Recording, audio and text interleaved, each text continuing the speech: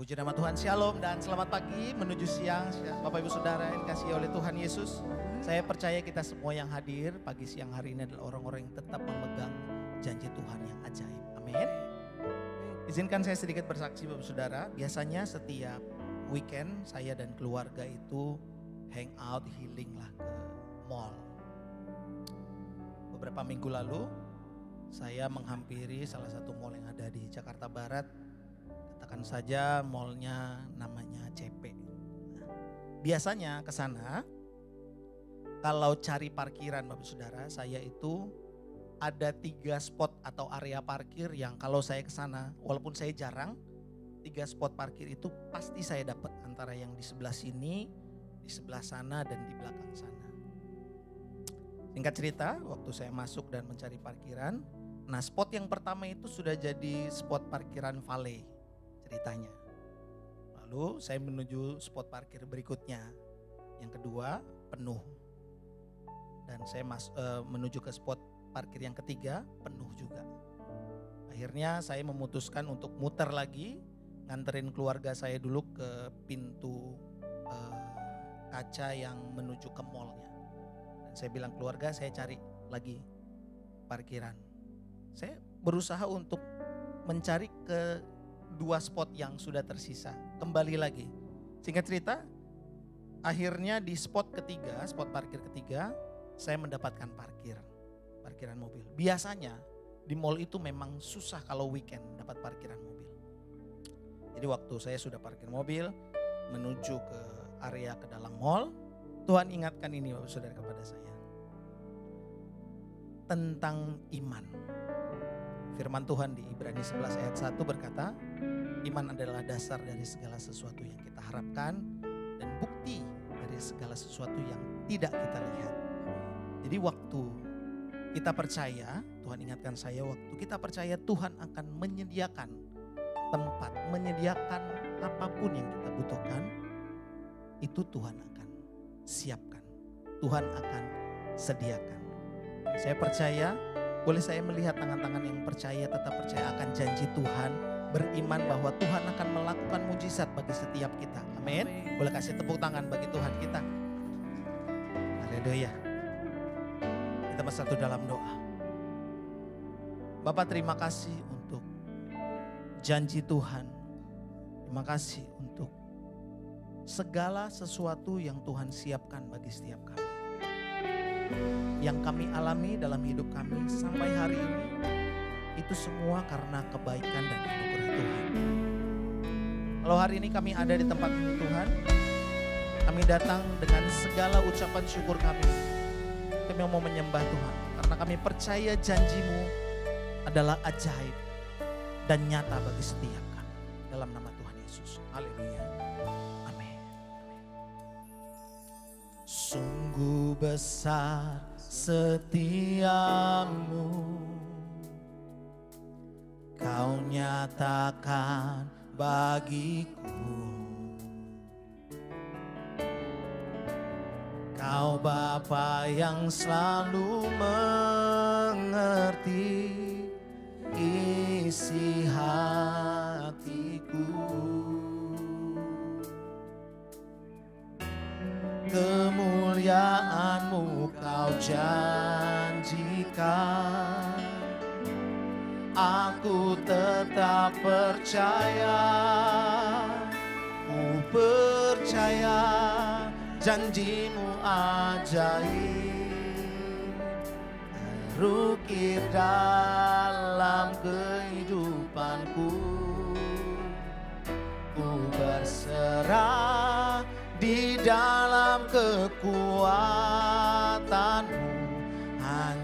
Kau segalanya bagiku. Ku percaya janjimu ajaib. Amin. Terukir dalam kehidupanku. Ku berserah di dalam kekuatanmu. Ku percaya. Sekali lagi yang percaya kepada Tuhan, kasih tepuk tangan bagi Tuhan kita. Terima kasih Tuhan. Mari sama-sama kita nyatakan. Sungguh besar setiamu, Kau nyatakan bagiku. Engkau Bapa yang selalu mengerti setiap kami Tuhan. Engkau Bapa yang selalu mengerti isi hatiku. Kemuliaan-Mu ya Tuhan. Kemuliaan-Mu Kau janjikan. Aku tetap percaya. Ku percaya janjimu ajaib. Terukir dalam kehidupanku. Ku berserah di dalam kekuatanmu. Hanya Kau segalanya bagiku. Ku percaya sungguh janjimu ajaib bagi setiap kami Tuhan. Terukir dalam kehidupanku. Ku berserah di dalam kekuatanmu. Ku percaya. Katakan ku percaya.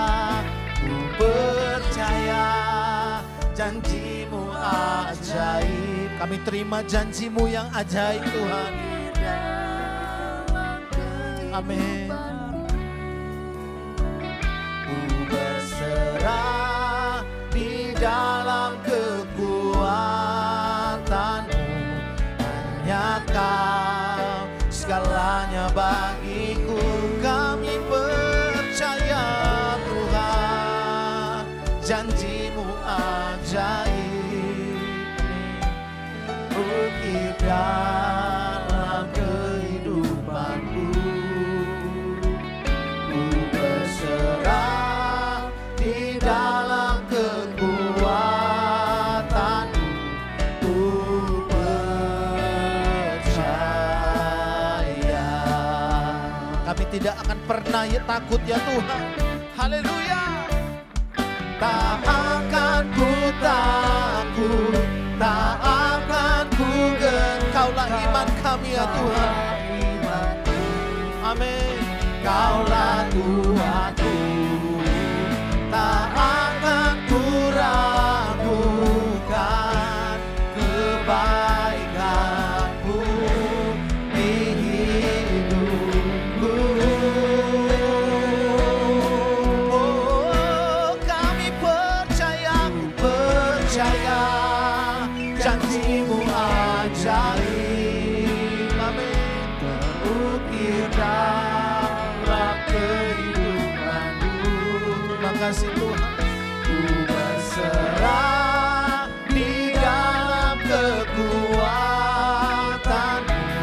Hanya Kau segalanya bagiku Tuhan. Ku percaya janjimu ajaib.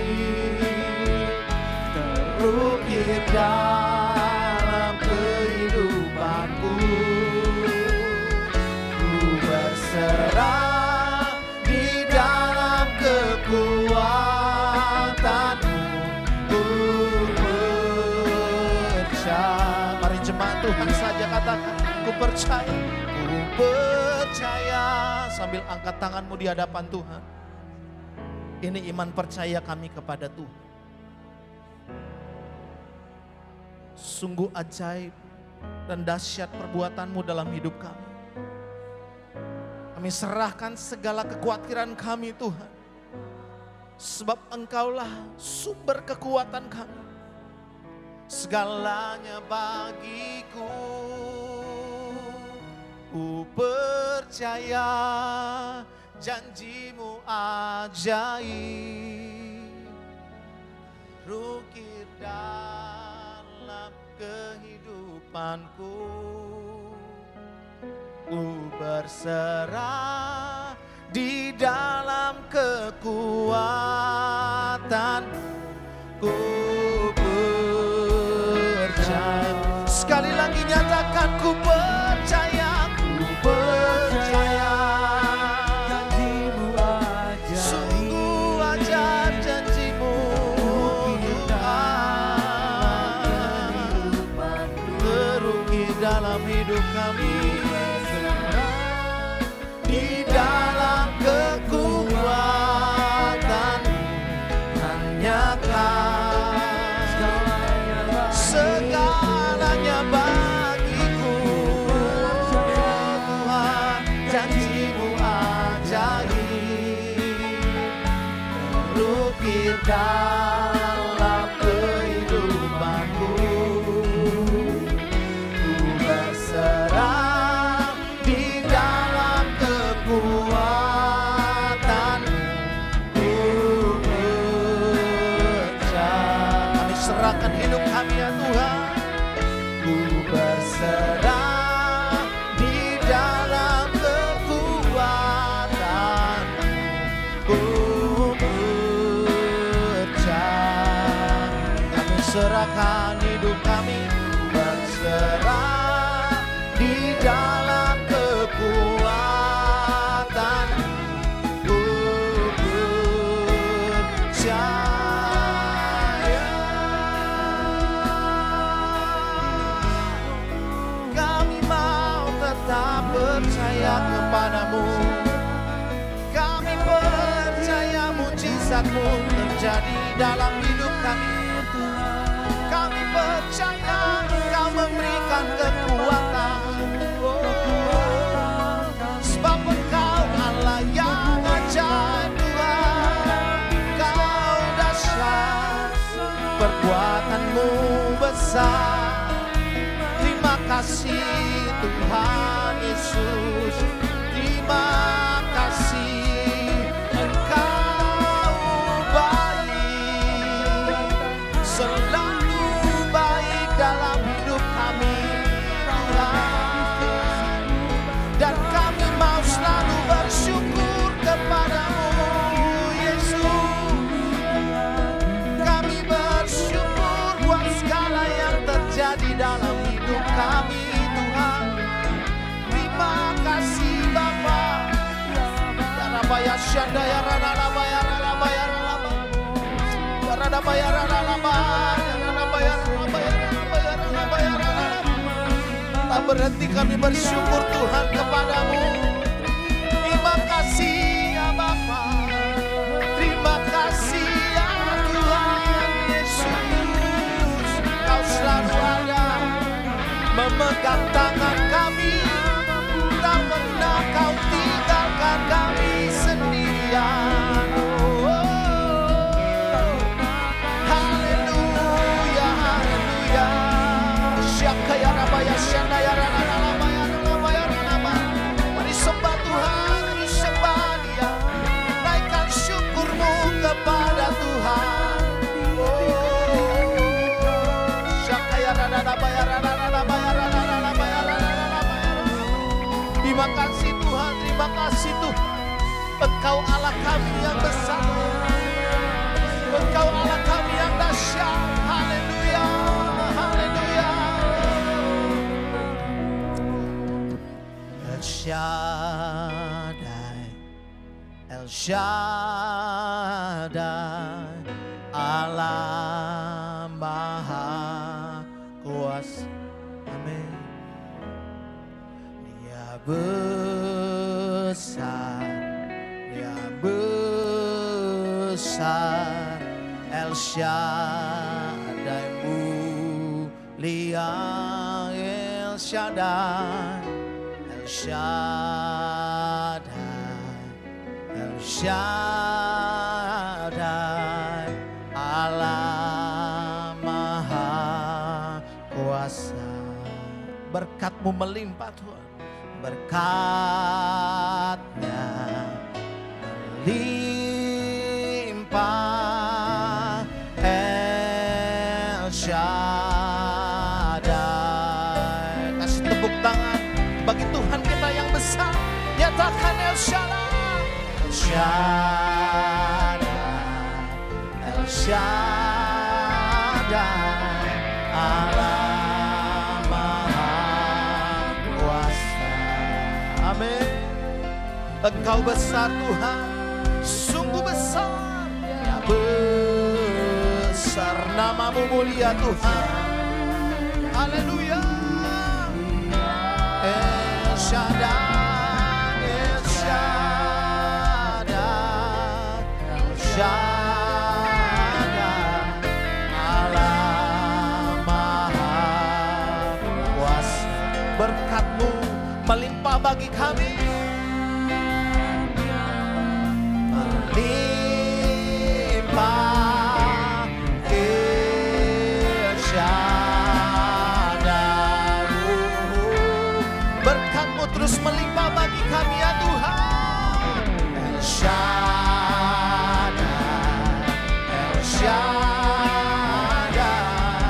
Allah Maha Kuasa.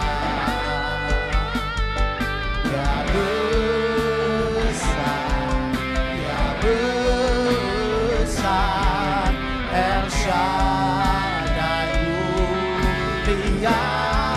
El Shaddai,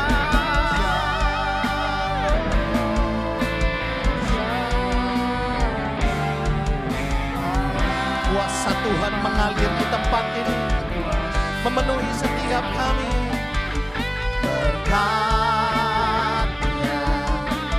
melimpah.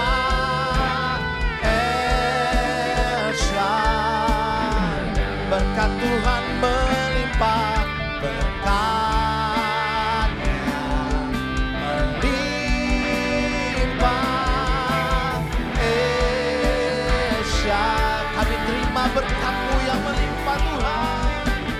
Berkat-Nya melimpah. El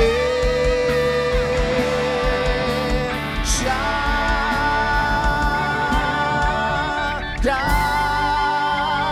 Sorak-sorai tepuk tangan bagi Tuhan kita yang besar, yang penuh dengan kuasa. Ini setiap kami Tuhan, dan kami siap menari, bersorak, memuji nama Tuhan dalam nama Tuhan Yesus. Yang siap memuji Tuhan sama-sama katakan amin. Boleh kasih salam kiri kananmu, saudara, katakan Tuhan Yesus baik. Tuhan Yesus Dia baik. adalah sahabat kita yang setia. Amin. Haleluya. Wow. Kita menari bagi Tuhan. Amin. Boleh dong lihat jempol-jempolnya. Asik, asik. Mana belum semua nih nunjukin jempolnya. Ayo. Lai, lai, lai, lai. Lai, lai, lai, lai, lai, lai, lai. Katakan ada satu sobatku. Ada satu sobatku yang setia. Amin. Tak pernah dia tinggalkan diriku.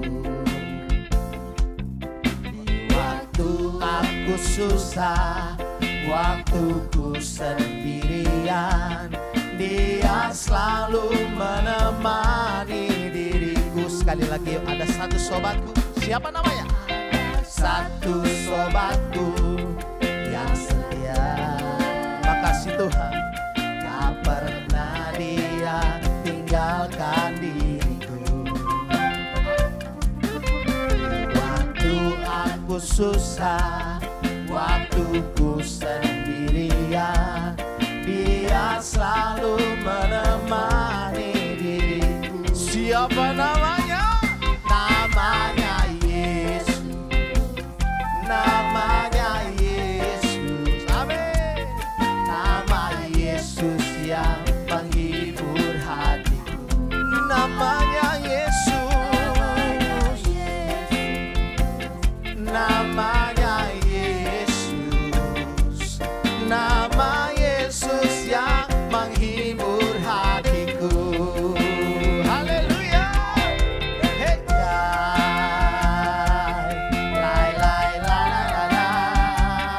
Mari menari bagi Tuhan.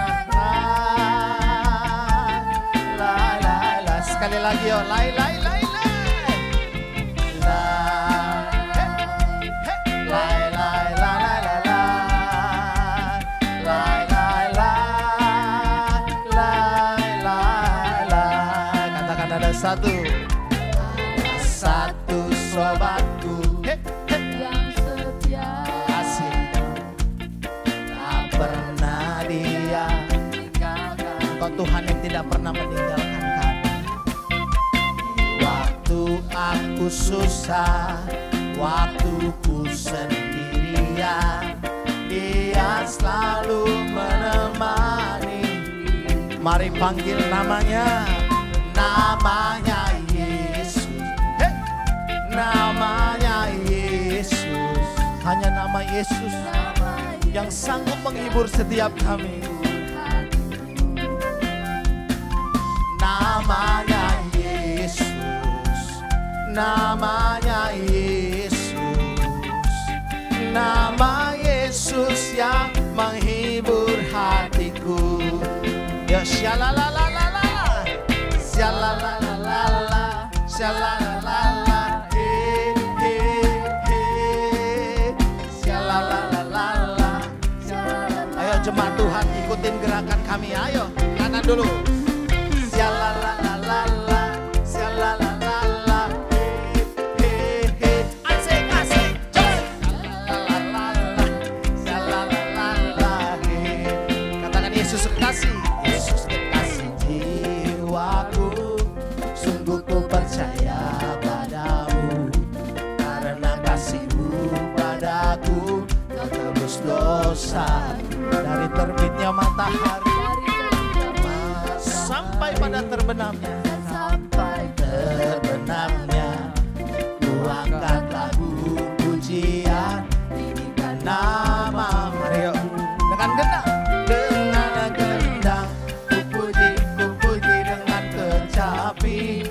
Oh, ku bernyanyi, haleluya Yesus kekasih. Sekali lagi dengan gendang, dengan gendang, ku puji dengan kecapi.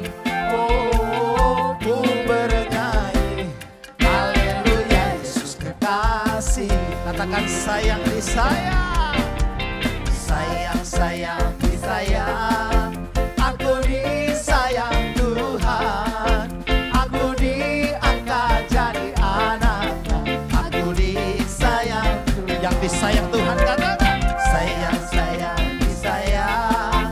Aku disayang Tuhan, aku diangkat jadi anaknya. Mari lambaikan tanganmu, katakan glory, glory, glory, glory, haleluya. Glory, glory, glory, puji Tuhan. Glory, glory, glory, haleluya. Glory, glory, glory, katakan glory, glory. Glory, glory, glory, haleluya. Glory, glory, glory, puji Tuhan. Glory, glory, glory, haleluya. Glory, glory, glory, puji Tuhan. Saudara masih semangat memuji Tuhan? Amin. Suka-sukamu Tuhan, asik. Suka-sukamu Tuhan, suka-sukamu Tuhan, suka-sukamu Tuhan, suka-sukamu Tuhan, suka-sukamu Tuhan, suka-sukamu Tuhan. Jemaat Tuhan saja yuk, goyang yuk. One, two, three.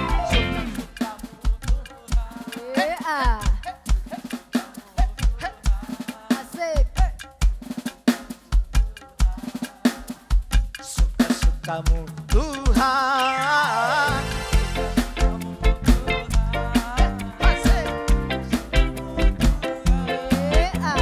Suka-sukamu Tuhan, suka-sukamu Tuhan, suka-suka Tuhan, suka-sukamu Tuhan, suka-sukamu Tuhan.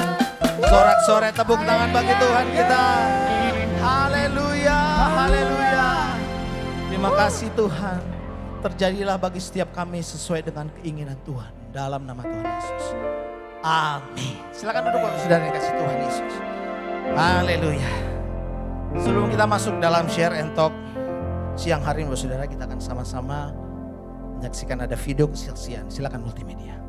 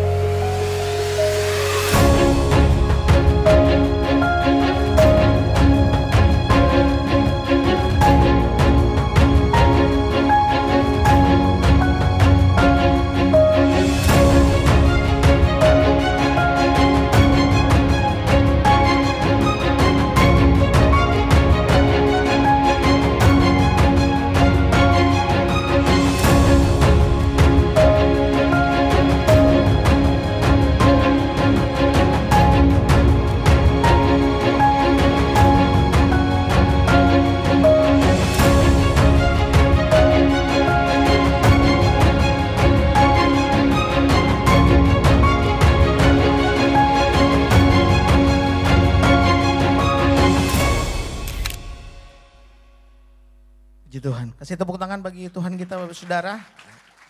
Siang hari ini kita akan masuk dalam share and talk. Kita akan sama-sama diberkati, diperlengkapi. Kita akan sama-sama belajar dari seseorang yang diurapi Tuhan pastinya. Seorang dokter spesialis radiation onkologis. Hambanya ibu ini adalah seorang dokter dari Rumah Sakit Siloam. Benar Ibu ya? Baik. Mari kita sambut dengan tepuk tangan yang meriah. Silakan Ibu Dokter Mirna Primasari. Puji Tuhan.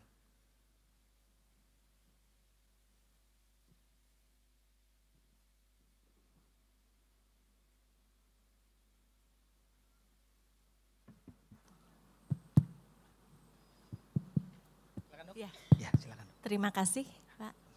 Shalom, selamat siang Bapak Ibu. Sungguh vibes-nya luar biasa sekali, positif.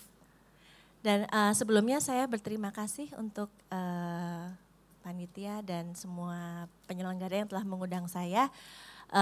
Jadi siang ini izin saya akan ngobrol-ngobrol ya sama Bapak Ibu tentang radioterapi dan bagaimana radioterapi itu bisa membantu untuk mengatasi penyakit kanker. Saya di mana? Mungkin di sini ya. Oke. Nah, yang mau dibahas yang ini lebih ke arah sesuatu yang mungkin Bapak Ibu nggak sempat untuk tanya ke dokter waktu berobat karena waktunya singkat dan kemudian juga terlalu teoritis mungkin ya. Nah, di sini kita akan bahas sedikit sebenarnya realita dan di belakang layarnya untuk radioterapi itu seperti apa sih? Yuk slide. Nah, oke, kalau dengar kata radiasi pasti kebayangnya kan serem ya. Kayak kita ingat mungkin dulu di Jepang ya, kecelakaan radiasi, terus kalau ada radiasi itu sesuatu yang sebetulnya berbahaya.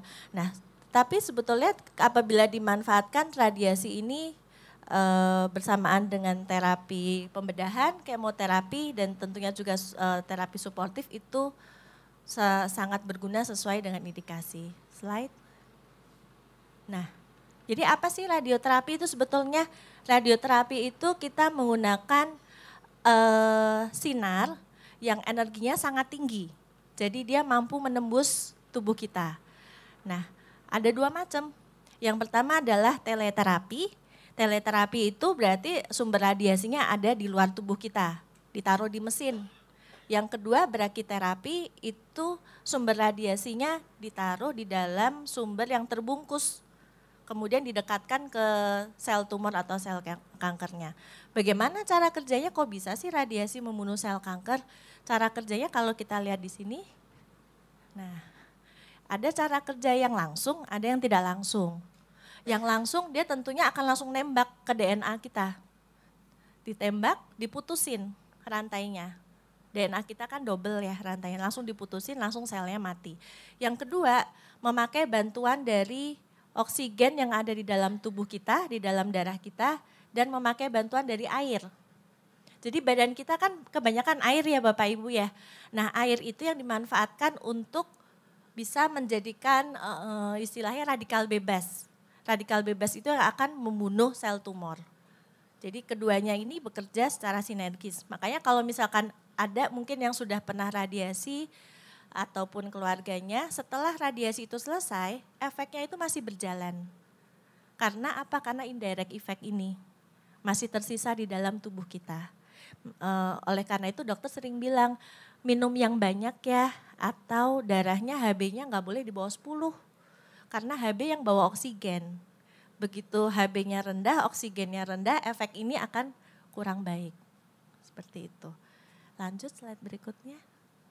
Nah, untuk sinar luar itu ada di luar tubuh. Jadi kita menggunakan bantuan mesin. Sumber radiasinya ada di kepala mesinnya, kemudian akan ditembakkan sesuai target.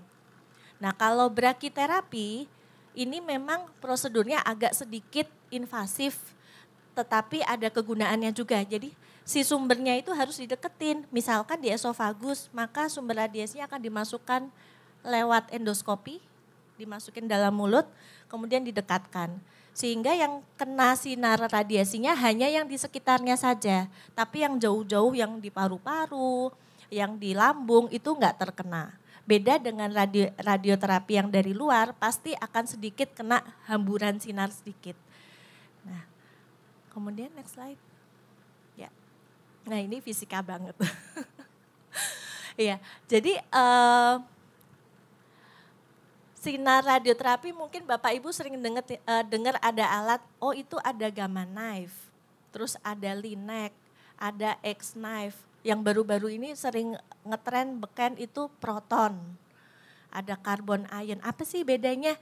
Jadi sebetulnya bedanya adalah di modalitas sinar yang dipakai. Kalau kita lihat di sini kelihatan nggak ya? Jadi di sini ini panjang gelombang.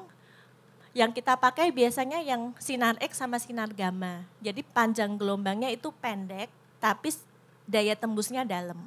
Nah kemudian orang mulai berpikir gimana caranya ya supaya kalau nembusnya dalam kan mungkin yang ditembak cuma perlu 5 cm tapi belakangnya ketembus ke belakang. Gimana caranya supaya cukup 5 cm terus dia bisa ngerem sinarnya. Ngerem supaya nggak kena belakang-belakangnya. Terus muncul mulai pakai partikel. Karena partikel itu berat. Jadi dia begitu selesai nembak 5 cm, berhenti. Nah itu makanya ada proton, ada karbon, ada neutron. Nah teknologi ini sekarang sudah mulai tersedia memang. Tapi kembali lagi semuanya sesuai dengan kebutuhan. Mungkin nggak semua perlu proton. Dengan linear accelerator atau linek dengan X-ray, dengan gamma itu cukup. Nah ini contohnya gamma. Mungkin ada yang Bapak Ibu juga pernah tahu gamma rays itu pakai kayak helm gitu ya. Kemudian sumbernya itu pakai kobalt radioaktif alami. Kecil, kemudian ditembakkan ke dalam targetnya. Biasanya untuk brain cancer atau head and neck. Kemudian X-rays ini paling sering ya, LINAC, Linear Accelerator itu paling sering dipakai. Dan yang terakhir yang partikel itu yang proton beam. Ya, oke. Next. Ya, ini hanya cara kerja sederhananya saja. Jadi dari yang sekarang banyak dipakai itu bukan radioaktif alami, jadi aman. Pakai listrik Bapak Ibu. Jadi begitu alatnya mati, radiasinya udah off. Dan kita nggak perlu khawatir nanti pulang ketemu anak gimana, ketemu suami gimana, ketemu istri, ketemu keluarga itu nggak ada masalah. Udah tidak mengandung radiasi. Next slide. Ya, nah ini kalau pernah ke dokter radioterapi atau dokter cancer, mereka sering-sering sebut mungkin MRT, apaan sih MRT? Jadi sebetulnya MRT itu adalah salah satu teknik yang dipakai untuk radiasi. Kalau dulu, waktu zaman saya sekolah pertama kali kita masih pakai 2D Bapak Ibu. Jadi meskipun yang mau kita sinar hanya bentuk orang ini, tapi kita nyinarnya harus kotak. Karena nggak bisa belok-belok, mau nggak mau yang di sebelah-sebelahnya kena semuanya. Jadi kita hanya pakai penanda tulang biasanya. Oh yang mau disinar mungkin daerah rahim. Jadi kita tandai nih, oh di sini ada tulang nih Bapak Ibu ya. Oh itu batas atas, kemudian batas bawahnya dari tulang tulang femur ini tulang kaki. Itu aja, jadi kita nggak bisa spare untuk ususnya itu kena banyak, untuk bladernya juga kena banyak. Nah kemudian berkembang seiring teknologi itu muncul yang namanya 3D konformal. Jadi bentuknya udah mirip. Ya tapi memang nggak semirip itu. Nah kemudian MRT udah keren banget. Jadi dia bisa ngikutin lekuk. Tumornya mau bentuknya begini, mau bentuknya melingkar, muter, kayak pita, semuanya bisa diatur oleh MRT. Nah, kemudian muncul lagi yang namanya biologic tumor volume. Di dalam tumor yang besar ternyata kalau dilihat metabolismenya yang hidup tuh dari 5 cm ternyata cuma 2 cm. Jadi biologic tumor volume, oh ternyata yang ini aja nih yang perlu dosis tinggi, yang lainnya kita bisa dosisnya lebih rendah, sebelahnya lebih rendah, seperti itu. Jadi luar biasa sekali ya Bapak Ibu kemajuan teknologi. Nah kemudian IGRT itu juga berdasarkan image guided, jadi kalau misalkan ada yang mungkin pernah dengar PET scan atau kemudian bone scan itu bisa dimanfaatkan untuk IGRT. Ya, next slide. Nah, kemudian sekarang muncul yang namanya adaptif. Jadi adaptif itu kita selalu memantau perkembangan. Mungkin setelah sinar yang harusnya 25 kali, pas 20 kali, kok udah kecil ya? Udah ngecilin. Nah itu dilakukan adaptif, diulang lagi simulasinya, kemudian dia bisa nyocokin bentuknya. Karena percuma kita sinar dengan diameter yang lebih besar karena sudah mengecil tumornya. Kemudian adaptif yang kedua biasanya dari movement, mungkin di slide berikutnya ada. Nah dari movement, ini mungkin lebih kebayang ya. Kalau tumor yang tadinya besarnya segini, kemudian mengecil setelah beberapa kali sinar, itu bisa dikecilin. Jadi tenggorokannya nggak kena lebih banyak. Nah kemudian juga dengan usus, kandung kencing, kemudian rektum yang untuk menampung kotoran kita setiap hari, itu tiap hari kan beda-beda ya isinya ya. Mungkin hari ini kita udah kencing, besok belum kencing, nah itu dilakukan dengan adaptif karena tiap hari berubah-ubah. Oke next slide. Ya kembali lagi semuanya itu harus sekarang kita mengutamakan adalah kebutuhan dari masing-masing kita karena setiap orang beda-beda. Jadi lebih teknologi ini untuk membantu supaya patient centered. Apa yang Bapak Ibu butuhkan, tiap orang akan berbeda-beda. Next slide. Nah, ini mungkin sedikit overview. Gimana sih caranya kalau memang kita disuruh radioterapi, bagaimana prosesnya? Kadang kan kita sering bingung ya. Jadi pertama itu tetap dilakukan konsultasi dulu, kemudian akan dilakukan share decision making. Jadi yang bikin keputusan bukan cuma dokter, bukan cuma tenaga medis, tapi dari Bapak Ibu juga. Mau radiasinya seperti apa, mau pakai teknik apa, mau berapa kali, kemudian semua kesulitannya harus diutarakan pada saat itu. Misalkan dokter saya rumahnya jauh, ke sini aja udah 2 jam. Oh mungkin apakah bisa fraksinya dipendekin? Jadi semua itu dikomunikasikan di awal. Dan yang kedua setelah konsultasi sudah oke, sudah fix, sudah setuju ya kita akan radiasi seperti ini, dilakukan yang namanya CT simulator atau CT planning. Jadi pasien akan tiduran seperti di CT scan ya, tapi menggunakan alat imobilisasi khusus gunanya supaya nggak goyang-goyang. Jadi tiap hari nanti nyinarnya tepat sasaran. Dan yang kedua gunanya adalah untuk melokalisasi tumornya ada di mana sih, kita mau gambar. Jadi nggak pakai lagi penanda tulang, tapi udah pakai CT scan, oh ini yang mau disinar, oh ini yang mau dihindari, seperti itu. Nah ini adalah contoh di gambarnya. Ini kebetulan breast ya, jadi kita bisa lihat di sini ternyata masih ada tumornya, masih ada, mungkin nggak diambil full ya, masih ada. Jadi kita udah tahu, oh ini yang mau dikasih dosis tinggi, ini yang mau dikasih dosis untuk preventive maintenance, dan sisanya kita hindari paru, kita hindari jantung, seperti itu. Nah kemudian tim fisika akan buat yang namanya treatment planning, dan ada QA/QC juga. Jadi kita pastiin, oh dosisnya yang keluar sama enggak sih dengan yang diresepin gitu. Harusnya 2 gray, keluarnya berapa. Itu setiap kali mau treatment akan dilakukan QA/QC. Nah kemudian setelah itu baru treatment yang harian. Selama treatment harian itu 5 kali biasanya Bapak Ibu akan disuruh kontrol. Untuk cek, oh efek sampingnya gimana, responsnya gimana, apa ada yang perlu diubah. Jadi itu enggak saklek, bukan berarti kalau saklek, enggak fix seperti itu. Selama radiasi misalkan ada yang perlu dirubah akan dilakukan CT planning ulang, itu memungkinkan sekali sesuai dengan kondisi. Ya, next slide. Oke. Nah, ini adalah alasan kenapa mungkin ada yang pernah nanya kenapa sih radiasi kok banyak banget. Sampai 15 kali, 20 kali, kalau head and neck bisa sampai 30 kali gitu. Nggak bisa ya dibuat sekali aja gitu atau seminggu sekali gitu. Nah ternyata memang kita juga maunya seperti itu sih, tapi tidak bisa. Kenapa? Karena sel tumor itu punya ini semua. Radiosensitivitasnya beda-beda. Repair, setelah ditembak dia juga nggak mau diem aja, dia melawan. Jadi dia akan memperbaiki diri. Meskipun memang memperbaiki dirinya lebih lambat daripada yang normal.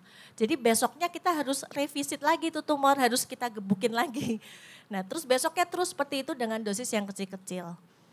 Repopulasi, jadi setelah dia kena si sel tumornya, dia akan bisa manggilin teman-temannya yang surviving. Dia ngirim sinyal bahaya, tolong aku diserang nih. Terus datang teman-temannya. Repopulasi. Makanya kalau terapi kita selalu menganjurkan jangan berhenti ya Bapak Ibu ya. Kalau memang mulai, ayo kita harus finish sampai selesai. Kenapa? Karena begitu kita berhenti kayak ngebangunin macan tidur. Dia manggilin teman-temannya dan itu akan bertambah agresif. Redistribusi ini kita punya sel itu juga punya siklus kehidupan kayak orang. Jadi ada fase di mana dia tidur, istirahat, dapat nutrisi, fase dia untuk membelah diri. Nah, pada waktu diserang itu dia paling bagus adalah di fase dia membelah diri. Jadi dia akan redistribute untuk mempertahankan diri, jangan sampai diserangnya waktu membelah diri. Dia akan membagi selnya untuk di fase yang istirahat. Makanya kita harus datang terus berulang-ulang supaya kena di fase yang sensitif. Reoksigenasi. Jadi ini adalah sel yang tumor yang besar, tengahnya biasanya nggak dapat oksigen karena pembuluh darahnya kan nggak nyampe ke situ. Nah dia bisa membuat sel-sel darah yang kapiler-kapiler yang kecil. Dia punya kemampuan itu. Jadi akhirnya dapat oksigen dan tambah besar lagi dan reaktivasi. Nah, jadi ini adalah alasan kenapa radiasi itu harus berulang-ulang setiap hari. Ya, next. Oke, jadi kalau radiasi apa sih yang kita harapkan hasilnya? What to expect? Satu, kuratif kalau memang tumornya masih ada. Biasanya seringnya pada kanker nasofaring. Itu memang susah untuk dioperasi. Kemo biasanya mengecilkan tapi nggak bisa full hilang total. Jadi harus dilakukan radiasi atau kombinasi radiasi dan kemo itu bisa untuk menghilangkan tumornya. Yang paling sering lagi adalah serviks. Serviks atau rahim ya, kanker rahim itu juga yang diharapkan dari radiasi adalah kuratif, hilang total. Yang kedua, kalau nggak hilang, selain hilang total, dia juga bisa merubah yang tadinya high metabolic activity jadi nggak ada aktivitas. Contohnya limfoma. Limfoma itu di PET scan kan kelihatan tuh ya, ada yang merah, oh ini masih aktif. Udah di kemo tapi masih ada sisa di radiasi. Nah nanti pada waktu selesai radiasi di PET ulang, mungkin masih kelihatan tuh ada benjolan 1 cm, 2 cm, tapi dalamnya udah nggak merah. Nah itu udah kuratif. Kemudian yang kedua adjuvan. Adjuvan tuh tambahan. Buat ngecilin atau buat nurunin stadium dalam tanda petik ya. Karena pada waktu mau dioperasi dokter bedahnya bilang, oh ini udah kegedean Bu, udah kena ke kemana-mana yang kalau dioperasi efeknya nggak akan baik, nantinya mungkin harus pakai kantong permanen atau harus pakai sesuatu yang kita nggak nyaman untuk kualitas hidup. Nah dengan itu dilakukan radiasi dulu, dikecilin tumornya sampai bisa dioperasi. Bisa juga dilakukan setelah operasi, udah dioperasi nih. Tapi ada hal-hal yang nggak kasat mata yang harus diradiasi, sel-sel yang kecil-kecil. Jadi kayak kita mau buang sampah, sampah besarnya udah diambil dimasukin tempat sampah, plung tapi debu-debunya masih ada. Itu yang disapuin dengan radiasi. Biasanya pada apa? Biasanya seringnya pada breast cancer. Udah operasi, harus ada radiasi lagi. Terutama kalau kita melakukan breast conserving surgery. Jadi breastnya dipertahankan, diambil benjolannya aja, itu memang tetap harus radiasi untuk bersihin si debu-debu tadi. Kemudian yang last but not least ini juga penting adalah paliatif. Paliatif bukan berarti end of life care, bukan berarti seperti itu. Tapi lebih ke arah bagaimana kita nyaman dan kualitas hidupnya terjaga.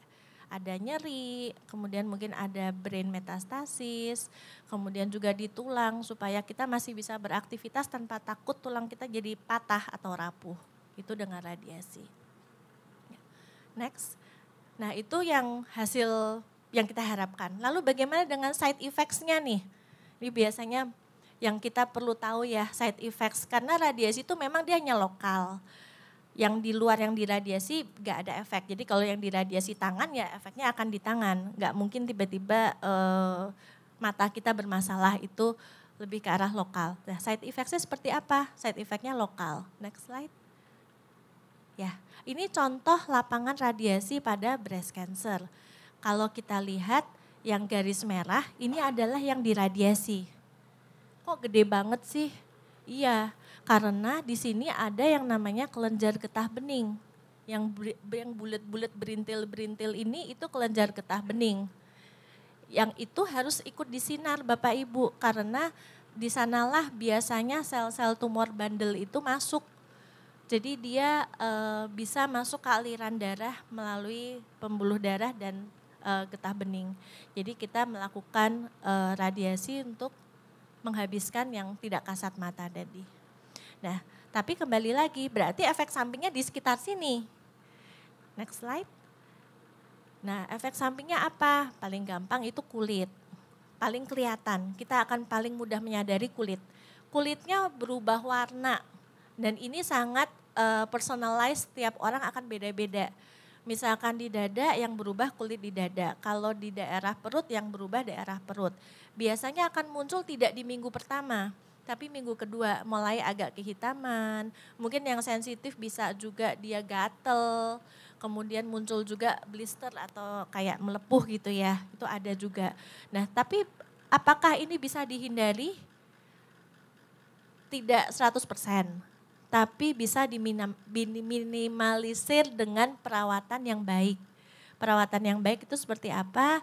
Jadi pada saat sinar itu kulit kita kan menjadi sensitif lebih tipis. Pada saat itu dianjurkan bukannya nggak boleh mandi, tapi hati-hati kalau mandi. Jadi handuknya mesti pakai yang lembut, nggak boleh digosok, cuman ditepuk-tepuk. Terus sabunnya juga nggak boleh pakai yang ada mentolnya, ada scrubnya, ada pemutihnya, ada perfumnya, itu dihindari semuanya. Nah, kemudian kalau misalkan udah terlanjur terjadi nih gimana, nggak apa-apa. Karena semuanya ada obatnya. Simptomatiknya bisa dengan obat salep. Untuk yang luka udah terlalu terjadi itu dengan salep antibiotik, salep anti radang, kortikosteroid. Bisa juga dengan nanti kalau udah selesai sinar hitam-hitam nggak apa-apa, nanti dikasih olive oil, coconut oil, nanti pelan-pelan akan mengelupas balik lagi warnanya. Ya, next slide. Nah, fatigue ini paling sering juga Bapak Ibu karena capek ya tiap hari 20 kali, 25 kali pulang balik ke rumah sakit. Itu paling sering. Jarak itu akan menjadi salah satu hal yang harus dipikirkan dan diatur strateginya. Yang kedua ya udah pasti karena tumor itu sendiri. Tumor itu membuat kita lebih mudah lelah. Karena ya dia seperti nebeng di dalam badan kita ikut makan juga di situ. Jadi kita mudah lelah.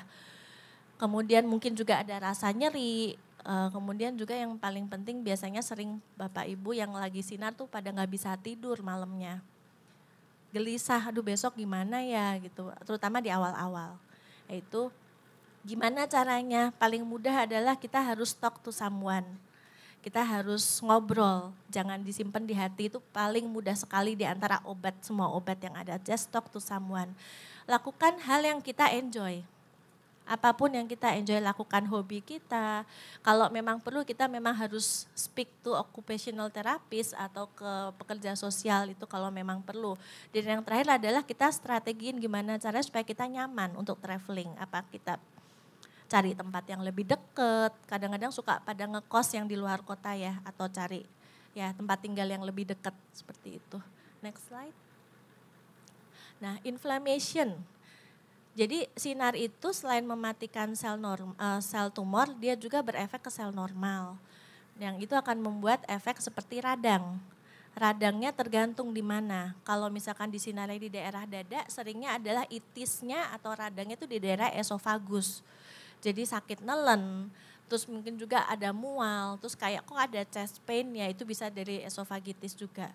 Dan kalau di daerah perut atau usus di bawah, itisnya adalah biasanya diare. Karena ususnya itu kena hamburan sinar yang menyebabkan radang. Terapinya dengan apa? Terapinya dengan satu, selain obat ya kita harus nutrisinya tetap harus cukup. Kalau nggak bisa makan banyak, it's okay. Makannya sedikit tapi sering dan yang pasti harus berkualitas, proteinnya tinggi, sayur, buah, jus, susu, apapun boleh, tidak ada larangan. Hidrasi harus cukup, obat antiinflamasi sama. Dan simptomatik, misalkan diare boleh makan norit, makan untuk supaya lebih kental ya BAB-nya supaya enggak terus-terusan itu diperbolehkan. Next slide. Nah, limfudem, bengkak. Ini juga sering terjadi kalau kenapa kok bisa bengkak itu akibat memang salah satunya akibat terapi. Pembedahan itu kelenjar getah bening diangkat. Kedua, radiasi kelenjar getah bening juga disinar. Nah, itu yang membuat bengkak karena kalau ibarat kata gini, kalau diambil kelenjarnya yang tadinya banyak kita ambil sebagian itu kayak jalan yang tadinya rame mobilnya terus jalannya tiba-tiba dikecilin. Kayak bottleneck. Pasti akan bengkak di situ ya, nyumbat karena banyak mau lewat tapi jalannya kecil. Dan kemudian radiasi juga bikin efek seperti radang. Oleh karena itu sering ada limfudem. Biasanya limfudem ini enggak langsung keluarnya, dia bertahap. Oleh karena itu kita sering menganjurkan Bapak Ibu kalau lagi sudah operasi, sedang sinar, rajin senam ya. Senamnya itu gerakan-gerakan seperti ini, harus digerakin. Diangkat, diputer, kalau ada bola yang karet itu boleh gini-gini supaya alirannya lebih lancar. Nah kemudian gimana sih kalau udah terlanjur terjadi? Kalau udah terlanjur terjadi biasanya kita akan anjurkan untuk terapi rutin di fisioterapi. Jadi dia membantu. selain dengan exercise, ada alat yang bisa membantu. Seperti itu. Nah, terus ada yang bilang tangannya jadi tangan mahal ya. Jadi yang tangan, misalkan sebelah kiri dioperasi, berarti tangan kiri jadi tangan mahal. Jangan sampai atau hindari terluka. Kalau mau nyuci, pakai sarung tangan akan lebih baik. Terus kuku juga sering itu ya, kalau potong kuku nusuk, itu juga bikin luka, itu akan lebih sulit kalau kita memang udah ada lymphedema di daerah situ. Next slide. Nah, radiation pneumonitis. Radiation pneumonitis ini untuk sinar yang di daerah dada. Memang sering timbul karena parunya juga terkena. Obatnya biasanya dengan steroid atau anti-inflamasi. Heart complication. Kalau yang disinar sebelah kiri gimana? Ada jantung di situ. Jadi kita harus precaution adalah sebelum terapi kita reminder untuk diri kita sendiri sama tenaga medis. Kita periksa dulu yuk jantung kita sebelum dimulai terapi apapun kemo atau sinar. Karena kita jadi tahu baseline-nya dan selama terapi kita bisa monitor. Seperti itu. Nah, next slide. Ya, gambar ini kalau kita lihat menunjukkan kalau sesuatu itu mungkin kita harus lihat lebih detail karena nggak semuanya sama. Nggak semua orang yang pakai kerudung itu pasti wanita. Nggak semua orang yang pakai yang kulitnya mungkin gelap itu pasti orang negro. Sama halnya dengan penyakit karena everything is unique. Jadi memang itu sangat berbeda-beda sekali. That's why kita dianjurkan nggak bisa kita compare one to another kayak oh teman saya kok di sinarnya efek sampingnya berat banget ya gitu. Nanti saya gimana dong? Jangan deh, belum tentu karena beda. Lapangan sinarnya beda, penyakitnya beda, stadiumnya beda, care-nya, alatnya dan segala macam juga pasti akan berbeda. Oke, next slide. Nah, ini adalah results-nya bisa beda-beda tergantung pada banyak hal. Yang secara medical kita akan bilang radiation gap. Kalau makin banyak bolong itu biasanya hasilnya akan lebih kurang baik, kurang optimal. Kemudian sel karakter beda-beda juga. Sekarang kan sering ya diperiksa meskipun hasil PA-nya udah keluar nanti diperiksa lagi apa imunohistokimia, periksa genetik selnya. Itu mempengaruhi hasil terapi. Tumor morfologi yang besar, yang bulky, yang hipoksik, yang dekat organ resiko, kemudian juga lingkungan sekitar sel tumor itu sendiri. Dan yang paling penting dan yang mungkin kita sering terlupakan baik dari pasien maupun dari tenaga medis adalah campur tangan Tuhan sih. Jadi itu amat sangat berbeda sekali. Kita nggak bisa ngejudge hasilnya sebelum kita mulai karena campur tangan Tuhan tuh percaya nggak percaya memang ada. Nah ini ada sedikit ayat yang jadi kesukaan saya dari Ulangan kalau nggak salah ya, tapi pasalnya saya lupa. Sebab Tuhan dia sendiri akan berjalan di depanmu. Jadi Tuhan udah jalan duluan, kita tinggal ngikutin. Dia sendiri akan menyertai engkau, dia tidak akan membiarkan engkau dan tidak akan meninggalkan engkau. Jadi kita jangan takut dan jangan patah hati. Next slide. Summary-nya jadi apa? Nih Bapak Ibu kayaknya banyak banget too much information kayak mudah-mudahan enggak. Jadi sebenarnya simple aja sih, kita radioterapi kita enggak perlu alat terbaik di dunia. Jangan takut kalau aduh aku nggak bisa terapi proton, enggak. Bukan itu intinya. Kita hanya perlu yang we just need the right one yang untuk kita. Teknik yang terbaik untuk penyakit kita akan berbeda-beda. Ya we should consult dengan dokter dan tenaga medis kita. Dan yang paling penting adalah good preparation kalau mau sinar. Kemo juga sama, tapi sinar karena ya lebih ke arah logistik. So preparationnya kita mesti persiapkan daily transportation, akomodasi, strategi kalau nanti misalkan kita drop, memungkinkan nggak di hospitalize di situ seperti itu. Kemudian good nutrition, hydration, mental well-being, good towel and soap, ini untuk kulit biasanya ya. Symptomatic support dan yang paling penting adalah kita nggak perlu stress out, yang penting jangan skip schedule seperti itu. Next slide. Ya, Ini adalah 7 pillars of self-care yang kita bisa lakukan baik kita sedang terapi, sebelum terapi maupun post terapi. Ada beberapa hal yang bisa kita exercise ya, seperti itu. Ya, sekian terima kasih, semoga bermanfaat. Selamat siang. Terima kasih dokter atas nama Cancer Ministry GBICK 7. Terima kasih luar biasa, kami tadi sudah diberkati dengan knowledge mengenai radiasi ya. Baik Bapak Ibu, selanjutnya kita ke sesi tanya jawab. Sebelumnya saya mau menyampaikan Dr. Mirna Primasari, SP Onkologi Radiasi. Beliau praktek di Siloam Agora di Jalan Letjen Suprapto, Cempaka Putih. Dan MRCCC Semanggi. Betul dokter ya? Terima kasih sekali lagi dokter. Ya mari Bapak Ibu, jika ada pertanyaan di seputar materi tadi yang dipaparkan, silakan. Dan kebetulan di tangan saya juga ada voucher yang disupport oleh Rumah Sakit Siloam Agora yang di Cempaka Putih. Voucher untuk mamografi. Jika ada Bapak Ibu yang bertanya, mungkin saya akan apresiasikan dalam bentuk voucher. Ya Ibu, silakan. Izin dokter sambil kita menjawab teman-teman kita ya. Terima kasih atas kesempatan yang diberikan. Saya namanya Lisa, sering dipanggil Elisa. Saya mau tanya dokter, waktu saya mengalami hal tersebut, saya juga cancer, saya pernah tanya sama dokter waktu konsultasi pertama.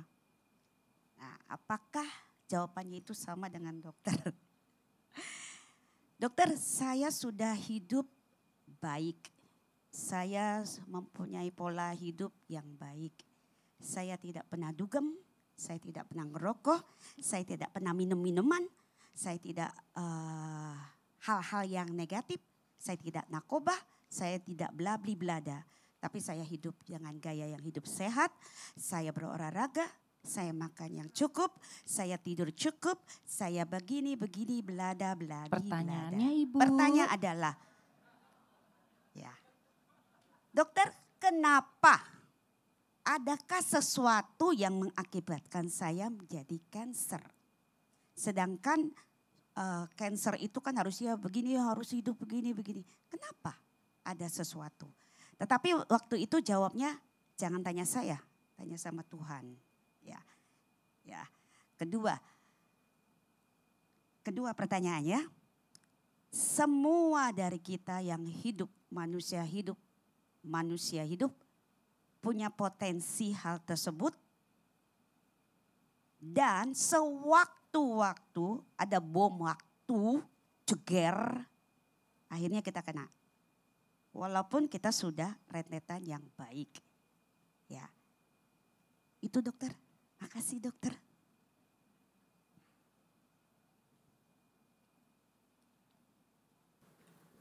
Makasih Bu Lisa, luar biasa sekali pertanyaannya. Dan ini pasti jadi pertanyaan banyak orang sih. Saya juga sih Bu, waktu pertama kali saya dulu belajar apa sih yang bikin cancer ya gitu. Jadi sebenarnya benar kata, ya gak bisa dibilang salah Bu jawaban dokternya Ibu. Jadi cancer itu kenapa sih kok bisa terjadi cancer? Cancer itu terjadinya dari dalam badan kita sendiri. Kegagalan sel badan kita sehingga dia menjadi punya karakter abnormal. Yang tadinya baik jadi nakal. Kenapa kok bisa nakal? Karena terjadi kegagalan juga di sistem tanda kutip QA/QC-nya badan kita. Jadi tiap hari kan kita beraktivitas 24 jam sehari itu pasti ada sel-sel yang rusak dong ya. Kemudian diperbarui lagi. Rambut kita tiap hari kan tambah panjang. Kemudian rontok, tumbuh baru lagi. Nah itu adalah proses untuk memperbarui diri. Nah di antara itu yang tadi saya cerita siklus sel, itu ada polisinya. Ada 2 atau 3 titik di mana dilakukan QA/QC kayak di pabrik. Oh ini barang bagus, lanjut. Barang jelek, benerin dulu. Dimasukin kotak, seperti itu ibaratnya. Suatu saat pada waktu yang kita nggak pernah duga itu kapan, terutama memang di saat usia kita bertambah banyak, di mana dosanya udah banyak. Dosa mungkin nggak tahu makanan atau apapun. Kegagalan itu terjadi. 1 lolos. Nggak apa-apa kalau cuma 1. Terus ada lagi, lolos lagi. Si sel yang berubah sifat ini makin lama makin banyak. Dia akan berubah menjadi kanker. Seperti itu. Jadi bisa terjadi kepada kita semua tanpa pengecualian, termasuk saya. Semuanya bisa. Nah, apakah kalau genetik itu, kan dokter sering nanya ya, terutama mungkin breast cancer atau prostat itu, ada nggak ibu, bapak di keluarganya yang punya genetic cancer? Terus ngapain ditanya gitu kan, kalau misalkan semuanya memang pasti akan belum kemungkinan terkena. Ditanya kayak gitu karena faktor resikonya akan meningkat. Seperti kalau kita punya orang tua yang hipertensi, atau punya sakit jantung atau diabetes. Berarti di dalam tubuh kita itu ada faktor resiko yang lebih tinggi dibandingin yang lain. Jadi kemungkinan untuk terjadi kegagalan yang berujung kepada kanker itu lebih tinggi. So ada juga yang bilang, teman saya, ngapain sih ngurusin kanker, it's just a bad luck katanya. Ya mungkin juga bad luck, tapi sebenarnya terus kita perlu nggak pola hidup sehat buat mencegah itu? Tetap perlu. Karena kita mengurangi resiko untuk terjadinya itu. Seperti itu Bu, kurang lebih. Terima kasih dokter. Ya mungkin pertanyaannya mungkin saya ingatkan kembali sesuai dengan materi yang dipaparkan. Ya berikutnya ada lagi? Baik, Ibu yang di sana dulu, nanti ya Pak ya. Makasih. Makasih, saya Tiur Sianipar Ibu. Mami saya kanker limfoma ya. Limfoma, lalu terapi dan sebagainya dialamin itu semua, ya memang dia sudah dipanggil Tuhan. Lalu kakak saya juga benjolan-benjolan banyak di payudara, lalu adik, lalu sekarang cucunya juga. Tadi barusan dokter katakan, cucu mami saya maksudnya, barusan dokter katakan itu genetik, memang kemungkinan ada. Jadi kita harus bikin apa ya supaya tidak seperti itu dokter. Tadi barusan bilang hidup sehat. Hidup sehat yang harus dihindari itu beberapa kali ikut di sini makanan-makanan yang tidak diolah begitu yang baik. Tapi apakah itu cukup untuk bertahan untuk, karena tadi ada kata genetik itu dan kita tidak bisa menghindar dari hal itu dokter. Terima kasih. Ya, terima kasih Ibu. Jadi genetik itu tidak spesifik untuk semua jenis CA. Memang ada beberapa yang memang keterlibatan genetik cukup tinggi jadi faktor resiko. Tapi memang benar, apakah cukup pola hidup sehat, makanan aja ya. Sebetulnya ada beberapa pola hidup sehat yang bisa kita lakukan sih, mulai dari kebiasaan-kebiasaan kecil seperti aktivitas fisik. Jadi kita akan lebih baik beraktivitas fisik. Kalau nggak bisa olahraga, sekedar mungkin kalau bisa nggak usah pakai tangga atau apa, jalan seperti itu. Aktivitas fisik, kemudian positive thinking, menghindari stres, bukan menghindari stres, susah ya dihindari. Mengelola stres, kemudian pola hidup, pola makan yang sehat, menghindari perasa, pewarna, pengawet. Jadi memang itu semua ya harus kita lakukan sih. Apakah cukup? Ya kita nggak pernah tahu sih Bu. Tapi that's the best that we can do. Terima kasih dokter. Ya silakan Bapak yang sebelahnya tadi. Ya nanti Ibu ya. Terima kasih Bu ya atas kesempatan ini. Saya cuma pengen bertanya tadi mengenai penyinaran itu. Oh, nama saya Petrus. Saya ingin bertanya mengenai penyinaran itu. Penyinaran itu dilakukan pada saat orang itu kena apa sebelum?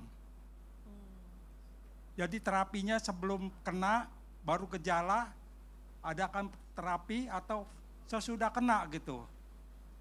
Ada pengobatan dari terapi itu. Sekian, terima kasih. Terima kasih Pak Petrus. Jadi radioterapi ini untuk terapi. Jadi kalau memang belum kena nggak perlu. Ya. Tapi mungkin tambahan sedikit, kenapa kok misalkan operasi gitu ya, kayak tadi saya cerita adjuvan kan udah diambil, berarti kan mungkin orang berpikir udah sembuh gitu ya, ngapain diradiasi lagi. Nah radiasi itu untuk beberapa penyakit memang berguna untuk membersihkan sel-sel yang memang nggak kelihatan. Taunya kapan kita perlu itu biasanya dokter bedah yang akan menganjurkan, Pak ini perlu dilanjutin karena kita masih khawatir ada sisa dan kemungkinan akan kambuh lagi. Jadi penyakitnya memang kelihatan udah nggak ada, tapi untuk mencegah kekambuhan. Seperti itu. Ya, terima kasih dokter. Sama-sama. Ya berikutnya ibu ini. Sebentar ya Bu. Ya ibu nanti ya setelah itu. Siang dokter, Ya. nama saya Ruth. Saya bulan Juni 2024 saya radiasi di Siloam 30 kali. Nah bulan kemarin Januari saya mengalami pendarahan gigi, saya tuh berdarah itu bisa sampai 2 minggu baru berhenti gitu kan. Terus saya konsul ke dokter gigi, minta dicabut. Tadinya saya konsul ke dokter onko dulu, terus dirujuk ke dokter gigi untuk dicabut. Tapi dari dokter gigi dia nggak mau nyabut, nggak berani karena bilang pasca radiasi nunggu sampai 2 tahun. 2 tahun dari setelah radiasi gitu. Karena saya tanya, kenapa dok kok nggak bisa dicabut sedangkan saya sudah sangat terganggu dengan gigi saya gitu kan. Dokter bilang nanti akan beresiko tinggi Bu, pendarahannya akan lebih lama, bisa jadi sampai 2 tahun. Benarkah itu dok? Terima kasih. Ya, radiasinya izin tanya Bu di daerah mana? Di daerah kepala leher kah atau di daerah lain? Bagaimana apanya? Radiasinya di daerah Radiasi mana? di dada, Oh oke. payudara. Ya. Heeh.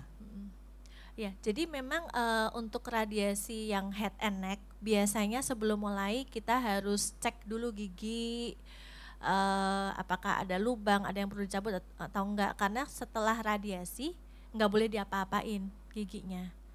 Karena kena efek samping dari sinar yang menyebabkan inflamasi atau radang dan susah sembuh, nanti kalau dicabut malah bisa jadi infeksi. Tapi misalkan radiasinya bukan di area gigi, seharusnya nggak jadi masalah Bu. Mungkin Ibu perlu menginfokan kalau ini sinarnya bukan di sini gitu dan nggak kena. Jadi sebenarnya nggak ada masalah. Kecuali biasanya untuk beberapa kemoterapi itu dia bisa berefek ke si sel darahnya menjadi lebih kental yang menyebabkan DVT. Itu mungkin bisa. Mungkin perlu komunikasi lebih lanjut Bu sama dokter giginya, dengan dokter giginya. Ya. Oke, terima kasih dokter. Yang berikutnya ibu tadi. Oh, Shalom, nanti selamat Bu siang, Bu Maria Dokter. habis ini ya Bu ya. Iya. Ibu nanti. Shalom, saya Maria. Saya breast cancer genetika dan triple negatif. Waktu radiasi cuman dokter bilang 25 kali dan tidak dikasih tahu efeknya seperti itu ya gigi saya. Tiba-tiba gigi saya setahun lebih tuh seperti makan rapuh dan dokter nggak mau cabut kalau belum 2 tahun. Kedua, waktu saya mau di radiasi ada pemetaan ya. Jadi pemetaan di mana bagiannya ya. Jujur tiap orang beda-beda. Cuman efek radiasinya ini kan setiap orang kan ada yang diairi melepuh ya. Puji Tuhan saya hidup pola hidup sehat.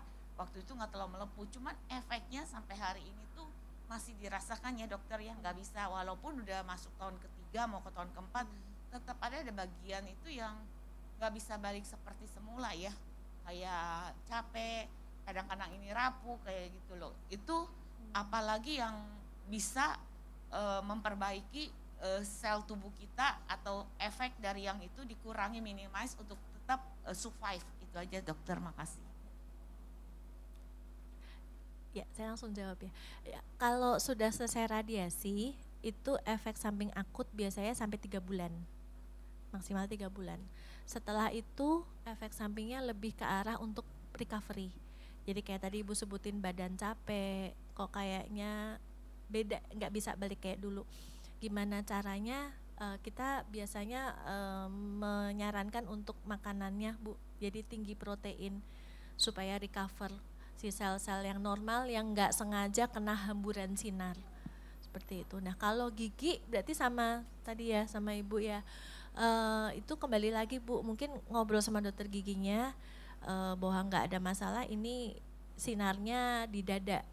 Kalau Ibu mau yakin, biasanya Ibu bisa minta untuk lapangan sinar ke dokter yang dulu.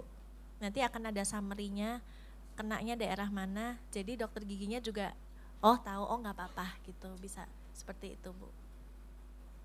Terima kasih dokter. Ya, berikutnya Ibu yang di sebelah sana tadi. Ya, selamat siang Bu Dok. Siang. Saya dengan Tasya.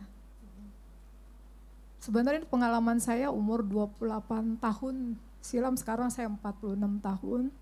Waktu 28 tahun tuh saya didiagnosa dokter tuh gejala leukemia.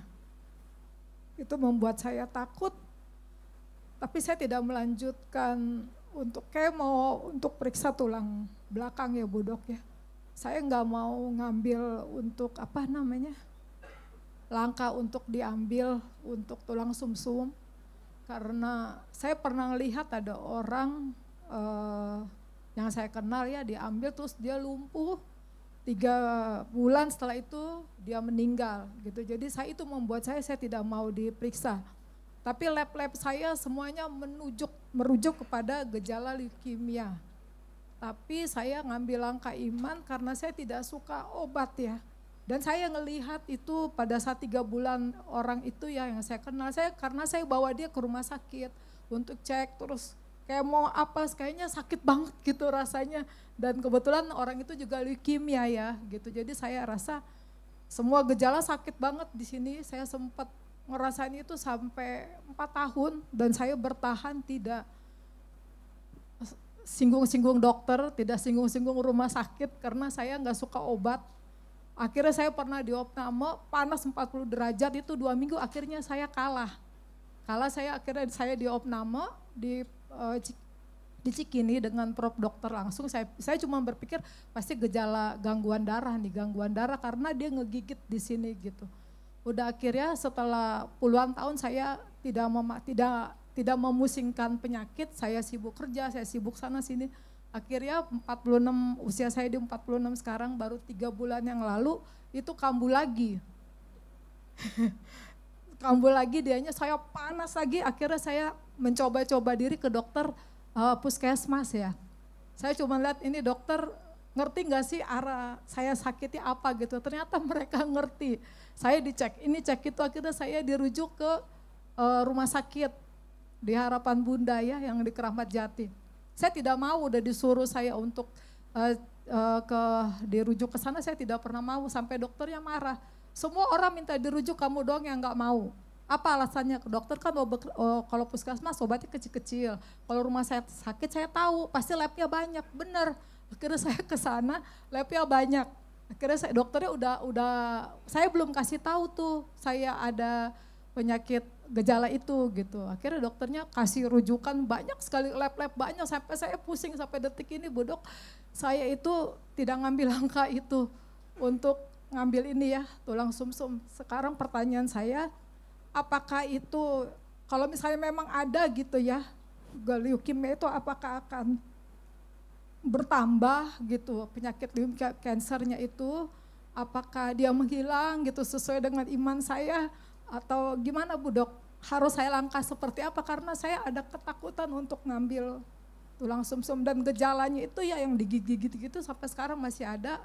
Lab yang kemarin terakhir HB saya itu 67, terus saya punya leukosit, darah putih saya itu nggak terlalu banyak sih nambahnya, nggak seperti saya usia 28 sampai puluhan ribu gitu. Ini nggak terlalu banyak nambah tapi nggak banyak lah nambahnya gitu. Cuman di HB saya aja sampai 6, 7, kalau saya lab panas dikit pasti kalau nggak 6, 7 gitu. Saya langkahnya seperti apa dengan ketakutan saya seperti itu. Terima kasih Bu. Makasih Bu pertanyaannya. Kalau boleh saran Bu, Ibu kan sekarang memang dalam ketidakpastian ya, antara ya gejala tapi belum confirm. Nah ini bikin ibu stres sendiri kan sebetulnya ya. Kalau boleh salah apalagi ibu HB-nya 6, mungkin sebaiknya memang dilakukan pemeriksaan lebih lanjut biar jelas. Dan kalaupun misalkan ternyata betul leukemia, kembali pilihan di tangan ibu sih. Apakah mau melanjutkan berobat ataukah tidak. Tapi setidaknya kalau sekarang dalam kegambangan gini kan jadi bingung ya Bu ya.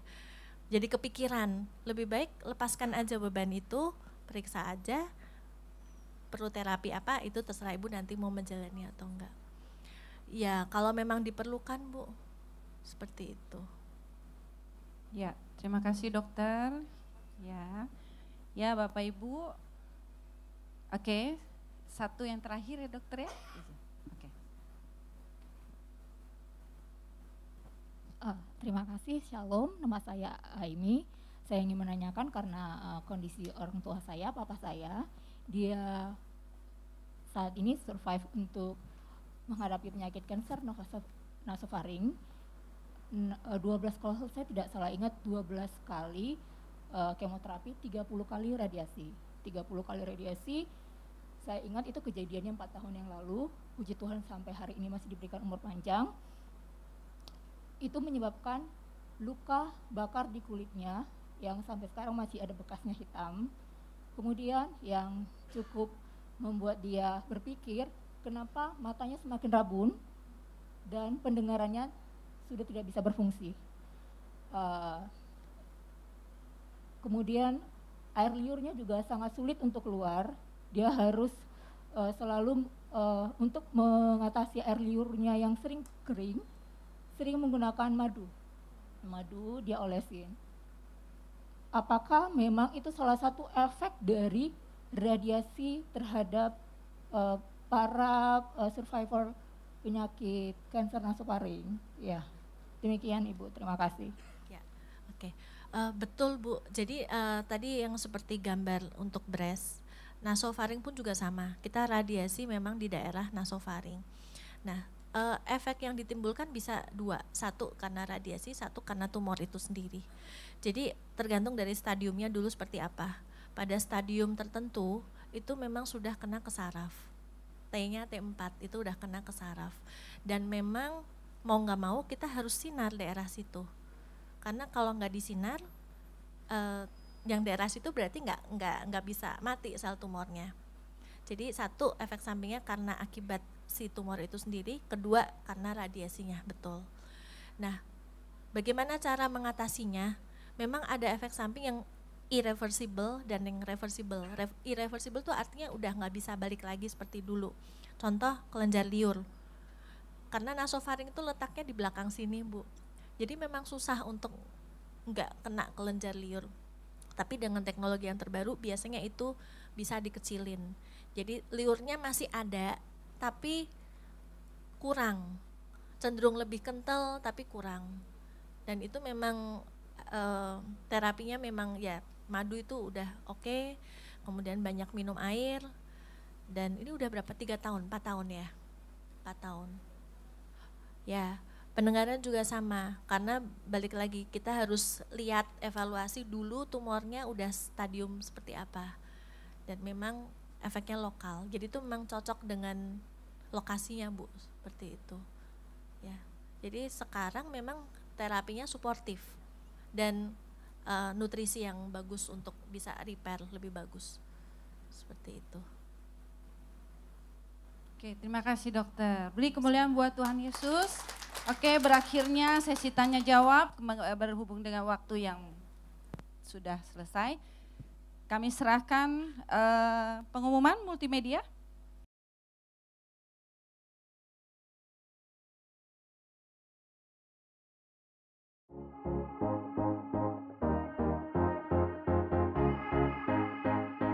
Shalom. Berikut kami sampaikan beberapa pengumuman. Ibadah Raya hari Minggu 16 Februari 2025 pukul 7, 9, dan 11.30 waktu Indonesia Barat dilayani oleh Pastor Randy Junedi BSC. Pukul 16.30 waktu Indonesia Barat dilayani oleh PDM Teresa Cynthia Tirta Diregi SH. GB Perja Mandarin pukul 9 waktu Indonesia Barat dilayani oleh Pendeta Liami. Ibadah Raya disertai dengan ibadah King's Kids, ibadah anak berkebutuhan khusus. Little Blessing Toddler, Sekolah Minggu, Joshua Generation Kids Church English Service, Ibadah Junior Church Indonesian Service, 316 Youth English Service, dan ibadah 2 PM yang Adult and yang Couple Service. Sesuai firman Tuhan dalam Amsal 3 ayat 9 menyatakan, muliakanlah Tuhan dengan hartamu, dengan hasil pertama dari segala penghasilanmu. Maka lumbung-lumbungmu akan diisi penuh sampai melimpah-limpah, dan bejana pemerahanmu akan meluap dengan air buah anggurnya. Dan sesuai pesan Gembala Sidang untuk kita menaati firman Tuhan tersebut, maka sebagai gereja yang sepenuhnya mengikuti firman Tuhan, mari kita membawa persembahan buah sulung dengan sukarela tanpa paksaan, penuh sukacita dan ucapan syukur. Lakukan dengan beriman saja. Persembahan buah sulung dapat ditransfer ke rekening BCA Cabang Tamrin dengan nomor account 206 371 7878 atas nama GBPRJ. Jika kita taat melakukannya, maka Tuhan akan membuka tingkap-tingkap langit dan mencurahkan berkat-Nya bagi kita yang taat akan firman-Nya. Amin.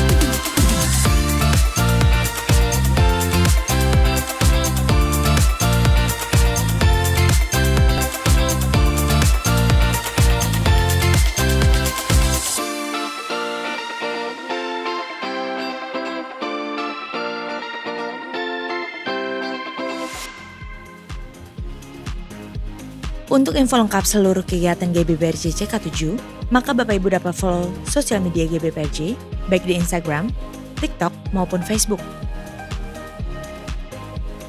Sekian pengumuman pada hari ini. Terima kasih atas perhatian Bapak Ibu sekalian. Tuhan Yesus memberkati. Boleh saya melihat tangan-tangan yang diberkati oleh pemaparan materi hari ini yang disampaikan oleh Mbaknya Ibu Dr. Mirna. Terima kasih untuk sharingnya hari ini, Dokter. Atas nama Gembala CK7 Dr. Yanto, seluruh pengerja dan jemaat Tuhan yang hadir mengucapkan terima kasih. Dan Tuhan Yesus memberkati dokter dan keluarga berlimpah-limpah. Baik, Bapak Saudara, tadi waktu masuk ke dalam ruangan ini Bapak Ibu semuanya menerima kartu doa. Semuanya menerima, ada yang belum menyerahkan yang sudah diisi tapi belum menyerahkan. Apakah ada? Oke, yang belum menyerahkan boleh menyerahkan kartu atau mungkin pengerja boleh dengan cepat untuk mengambil kartu doa yang sudah diisi oleh jemaat, agar sebentar kita akan sama-sama mendoakan setiap doa-doa dan pokok-pokok doa yang Bapak Saudara yang sudah isi. Boleh angkat tangannya yang belum menyerahkan? Ada lagi?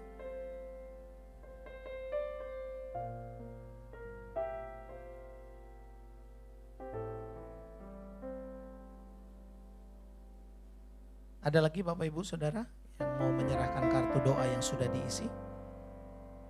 Ada di sebelah sini ya, di tengah.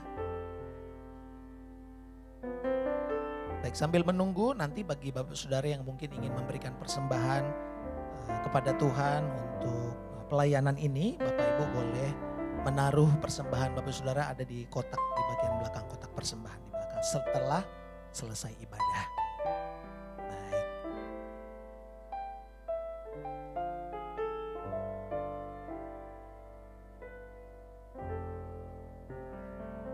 Masih ada lagi Bapak Ibu yang ingin memberikan kartu yang sudah diisi pokok-pokok doanya? Sudah semua ya? Sudah? Oke, baik. Saya undang kita sama-sama bangkit berdiri, kita akan berdoa.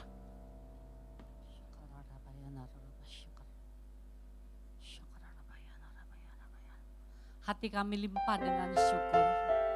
Kalau hari ini kami masih diberi kesempatan untuk beribadah kepada Engkau, kami mengucap syukur dan terima kasih. Firman-Mu berkata kepada kami melalui Matius 7, mintalah maka akan diberikan kepadamu, carilah maka kamu akan mendapatkan, ketoklah maka pintu akan dibukakan bagimu, karena setiap orang yang meminta menerima, dan setiap orang yang mencari mendapat, dan setiap orang yang mengetok baginya pintu dibukakan. Bapa, siang hari ini hamba berdiri atas setiap kertas-kertas kartu permohonan doa bersama para hamba-hamba Tuhan. Kami satu hati, satu iman Tuhan. Kami mengetok hati-Mu ya Bapa. Karena kami mengetahui Engkau Bapa yang mengasihi anak-anak-Mu. Engkau mengetahui lebih jauh apa pergumulan anak-anak-Mu. Lebih banyak daripada apa yang tertulis di kartu itu Tuhan. Karena Engkau mengenal mereka pribadi lepas pribadi. Engkau berkata sudah selesai. 2000 tahun yang lalu Engkau berkata sudah selesai. Maka pada hari ini Tuhan, dengan iman kami perkatakan, setiap dosa pelanggaran, pemberontakan daripada kami Tuhan, sakit penyakit kelemahan tubuh, kenajisan Tuhan, kebodohan, kutuk keturunan, perjanjian darah Tuhan, kami katakan sudah selesai. Hari ini kami menjadi orang-orang yang merdeka. Amin. Kami dibebaskan dari setiap ikatan-ikatan dosa belenggu. Pekerjaan kegelapan atau roh jiwa tua kami sudah selesai. Kami nyatakan hari ini kami adalah umat yang sudah dimerdekakan. Terima kasih Bapak, terima kasih. Kami mengucap syukur atas kebaikan-Mu. Dan hamba mau berdoa di dalam nama-Mu yang penuh kuasa. Setiap unsur rohani yang hilang dikembalikan. Kesehatan yang hilang dikembalikan. Bahkan materi yang dihilang dikembalikan dalam nama Tuhan Yesus. Semua yang rusak dalam hubungan di dalam keluarga, suami istri, anak, orang tua, sesama saudara, dikembalikan, dipulihkan. Setiap kesehatan bahkan Tuhan yang rusak, itu dipulihkan dalam nama Yesus. Setiap materi usaha pekerjaan Tuhan, itu juga dipulihkan di dalam nama Yesus. Bapak terima kasih Bapak. Semua berkat-berkat yang sudah kami terima di dalam nama Yesus, yaitu berkat rohani, jasmani bahkan materi, sudah dicurahkan di dalam percepatan waktu dan sudah diterima menjadi bagian yang pasti atas setiap kami yang percaya di dalam Engkau. Di dalam nama Yesus kami meteraikan doa kami. Haleluya. Amin. Bapak Ibu, setiap kartu-kartu doa ini akan kami doakan satu persatu setelah ibadah selesai.